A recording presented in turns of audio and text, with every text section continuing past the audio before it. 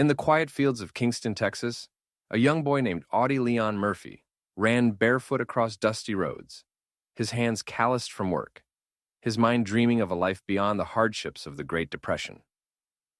Born on June 20th, 1925, Audie was the seventh of 12 children, growing up in a family struggling to survive during one of America's most difficult economic periods. The Murphy family faced poverty, hunger, and instability. Audie learned early that life demanded resilience, responsibility, and courage.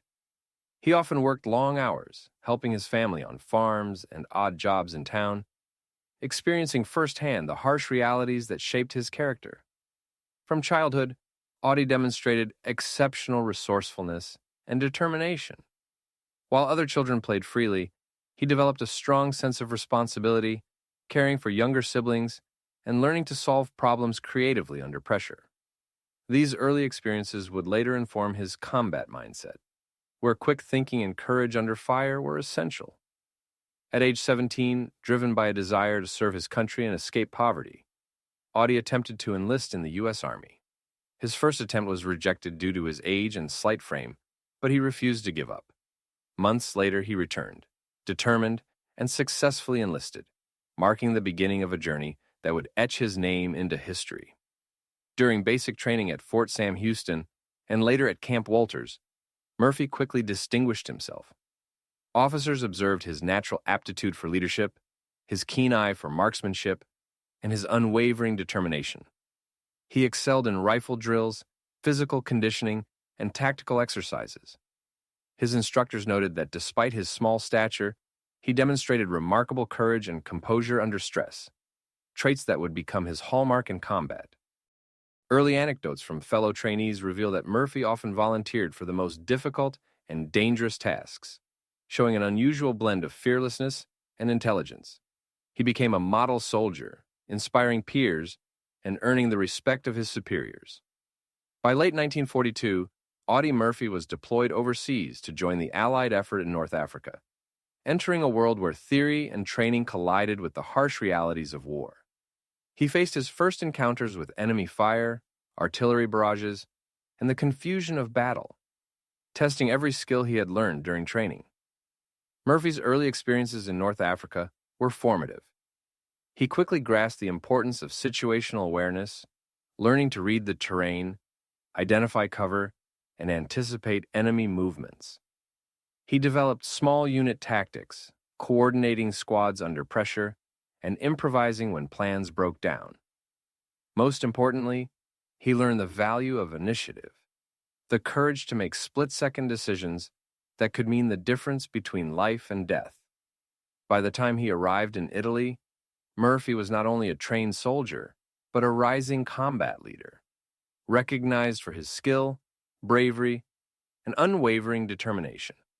These formative years set the stage for the legendary feats that would define his legacy. First combats, North Africa and Italy. By late 1942, Audie Murphy arrived in the war-torn landscapes of North Africa, stepping from the relative safety of training into the harsh reality of modern combat.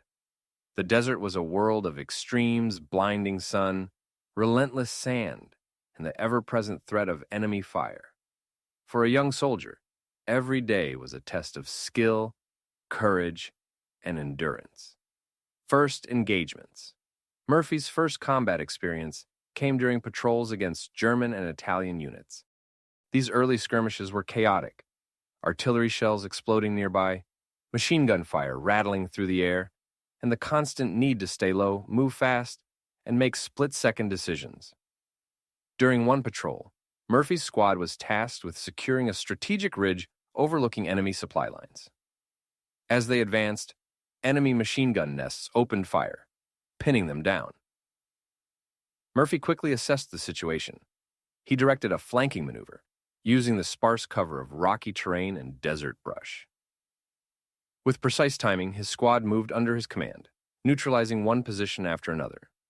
This engagement taught Murphy the importance of initiative, terrain utilization, and coordinated small unit tactics lessons that would define his approach in later battles. Italian campaign, San Pietro. In 1943, Murphy's unit was deployed to Italy, participating in the brutal campaign to capture San Pietro. The town was heavily fortified, and every street and hill became a battlefield. Murphy's squad encountered intense artillery and mortar fire, with buildings collapsing under bombardment. He took charge of a situation where several squads were pinned down by sniper fire from rooftops. Demonstrating both bravery and tactical acumen, Murphy led a small group on a daring assault, clearing enemy positions while directing suppressive fire for his comrades.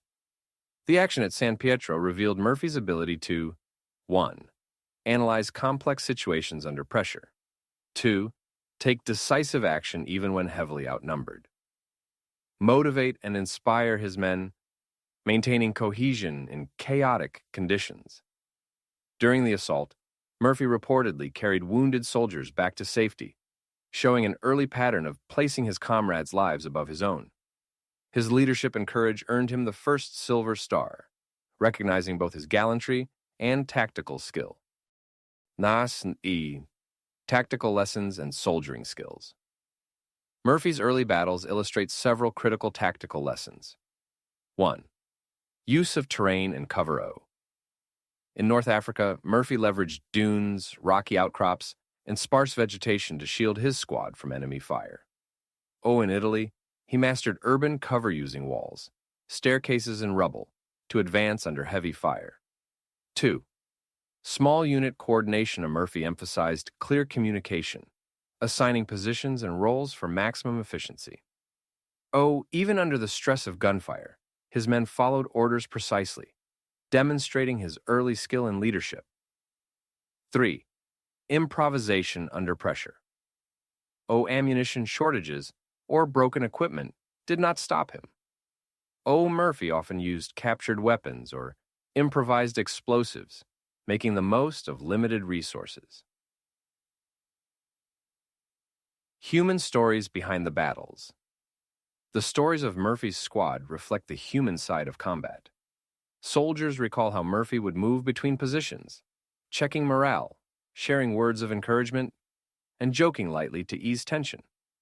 Despite the horrors surrounding them, wounded comrades, explosions, and constant threat, Murphy maintained a presence that instilled courage.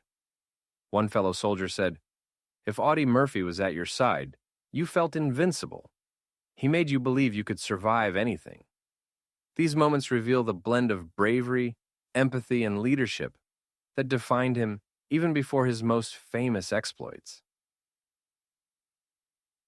Impact and recognition. By the end of the Italian campaign, Murphy had gained respect from officers and peers alike for his consistent courage and tactical intelligence. His actions demonstrated that even a young, slight soldier could have an outsized impact on the battlefield through skill, initiative, and leadership. These early victories set the stage for his later campaigns in France and Germany, where his reputation as a fearless and resourceful soldier would grow. France and the European theater. By early 1944, Audie Murphy had proven himself in North Africa and Italy, but the European mainland presented an entirely new challenge. The campaign through southern France and the Vosges Mountains demanded not only courage, but tactical brilliance, endurance, and leadership under constant pressure. The train and initial deployment. The Vosges Mountains were rugged, dense with forests and crisscrossed by narrow valleys. Every hill and ridge provided cover for German snipers and machine gun nests. Mist, rain, and snow added to the difficulty, turning already treacherous terrain into a deadly obstacle. Murphy's company was tasked with clearing a ridge overlooking a critical valley. German forces were entrenched, with machine guns, mortars, and artillery covering all likely approaches.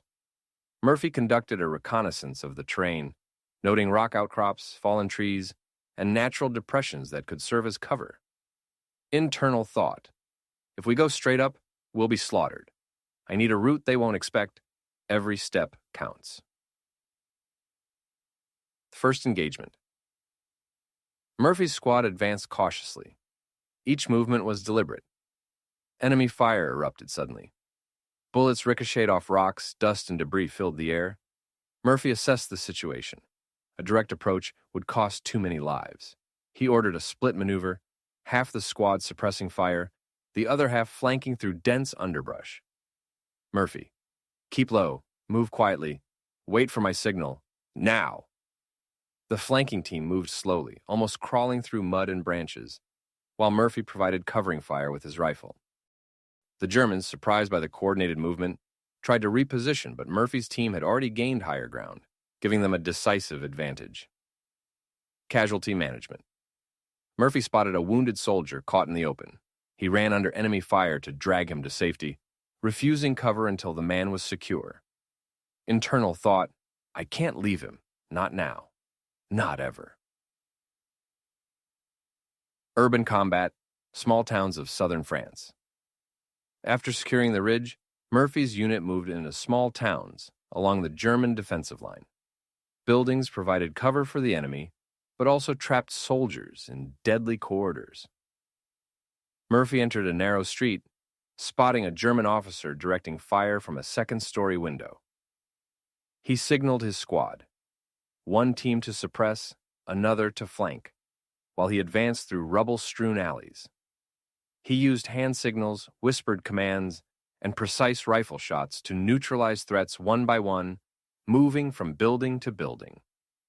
Enemy reaction, panic set in as Murphy's squad systematically cleared positions, taking prisoners and advancing without losing momentum. Dialogue snippet. Soldier. Sarge, the left flank's pinned. Murphy. Cover me. Moving left. Keep their heads down. The iconic solo stand. Holtzwihr. One of Murphy's most legendary actions occurred near Holtzwihr, France, on January 26, 1945. His company faced a superior German force, threatening to break their defensive line. Murphy ordered his men to retreat to safer positions, while he stayed behind to hold the line alone. Using a burning tank destroyer's mounted machine gun, he fired continuously at advancing Germans, coordinating artillery fire via radio. Despite being wounded and exposed, he continued until reinforcements arrived, killing dozens of enemy soldiers and saving his company. Internal thought, I can't fail. If I fall now, everyone else falls with me. This action earned him the Medal of Honor and cemented his reputation as an unmatched battlefield hero. The tactical analysis. Murphy's European campaigns demonstrate 1. Force multiplication through initiative, or his individual actions, often change the outcome of entire skirmishes. 2. Adaptive leadership under stress. He constantly adjusted tactics based on enemy movement, terrain, and weather conditions. 3. Small unit coordination of Murphy's use of flanking, suppressive fire, and terrain exploitation showed mastery beyond his years. 4. Psychological warfare. His fearlessness and decisiveness demoralized enemy soldiers while inspiring his own men. Other human stories behind the battles. Murphy maintained close bonds with his squad. He shared rations, checked on injuries, and kept morale high even in freezing, exhausted conditions. Fellow soldiers recall, if Audie was with you, you felt unstoppable. He had a way of making you believe you could survive anything. He carried wounded soldiers under fire, offered quiet words of encouragement, and even cracked jokes during lulls in battle to maintain spirits. The combination of courage, empathy, and tactical genius made him a natural leader and a legend among his peers. Recognition. During the European theater, multiple decorations, 2 silver stars, the Distinguished Service Cross, additional Purple Hearts.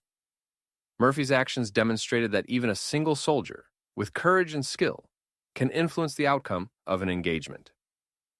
His legacy was already growing in Europe, setting the stage for post-war fame and immortalization in history. Rare details and personal stories. The hidden side of Audie Murphy's war. What history books usually leave out. While the world knows Audie Murphy as a fearless warrior, Few understand the quiet battles he fought when the gunfire stopped, the private moments, the bonds formed under fire, and the psychological price he paid for becoming the most decorated soldier of World War II. Night before battle. Silence, fear, and rituals. Murphy rarely slept before large engagements. Not because he wasn't tired, he was exhausted, but because his mind was always working. Reviewing maps, recalling German tactics, predicting ambush points, thinking of how to minimize casualties. He developed a quiet ritual, sitting alone, cleaning his rifle with slow, methodical movements, rubbing mud off his boots, rechecking ammunition, whispering to himself, "Keep them safe. Just one more day." One soldier later said, "Audie didn't think about glory. He thought about getting us home." Murphy never admitted it openly, but before battles, he often felt a cold pressure in his chest, a fear not of death, but of failing his men. His emotional bond with his squad. Murphy treated his men like brothers. He remembered every name, every wound, every family story. During long marches, he would rotate the heaviest loads between soldiers to prevent exhaustion. He shared his rations with the younger ones. He gave his gloves to a frostbitten private during the Vosges winter, saying, "I've handled worse than cold. You can't." He checked on each man personally. Is his boot torn? Is he limping? Does he need a medic? Is he too shaken to fight tomorrow? These were not typical responsibilities for someone of his rank, but Murphy believed leadership meant commitment, not orders.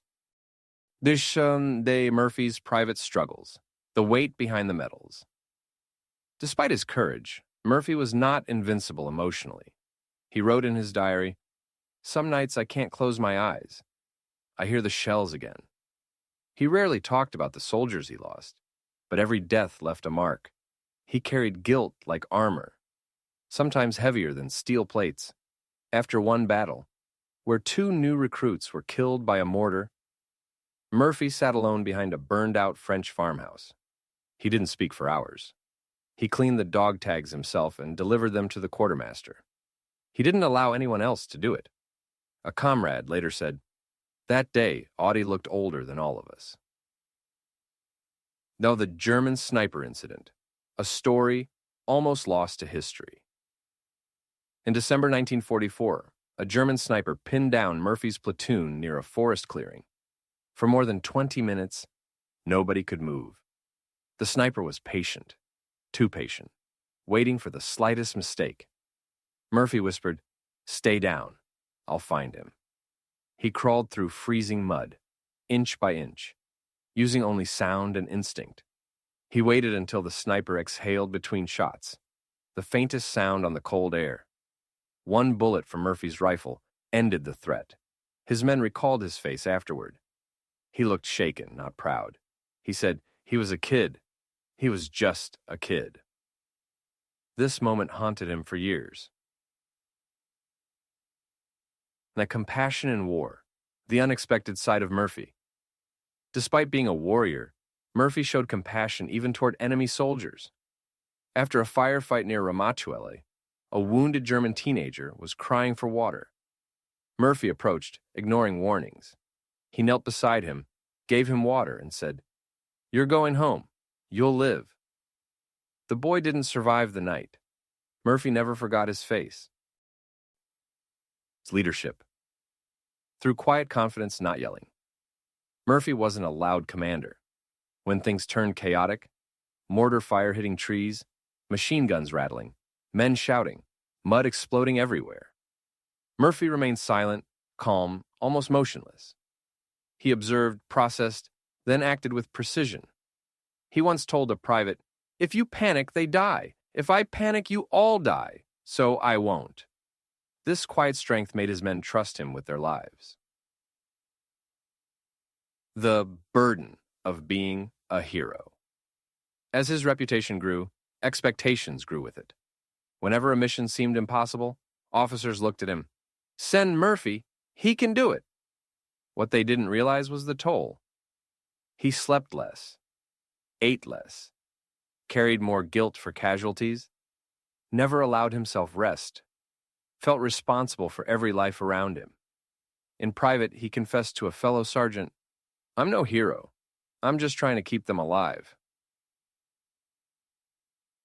Murphy's refusal to abandon his wounded. On several occasions, Murphy risked his own life to drag wounded soldiers out of kill zones. One story stands out. A soldier was hit by machine gun fire on an exposed road. The squad was pinned down. Smoke was clearing and German guns were adjusting their aim. Murphy sprinted alone, ignoring bullets snapping past his head. The soldier begged, "Leave me, Sarge, leave me." Murphy lifted him onto his shoulders and ran back. Later, he simply said, he would have done the same. It's post-battle silence. What his men remember most. After a mission, while others joked, smoked, or cleaned weapons, Murphy often sat apart, quiet, reflective.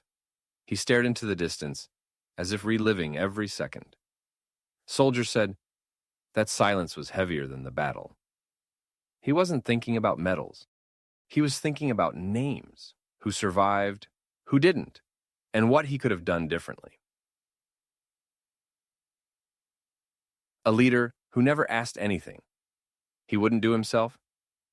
Murphy's men admired him not because he was famous, but because he always went first, always took the hardest position, always stayed last to make sure everyone was safe. One private said, he walked into hell so the rest of us didn't have to. What Audie Murphy's story means today. Audie Murphy's legacy is not defined by medals or movie roles, but by the humanity he preserved in the most inhuman of environments. His story teaches us that true courage often comes from fear and choosing to act anyway. Leadership is measured not by rank, but by responsibility. Greatness is not born from strength alone, but from compassion. Even legends carry scars, physical and emotional, that the world never sees. Murphy survived the war, but the war never fully left him.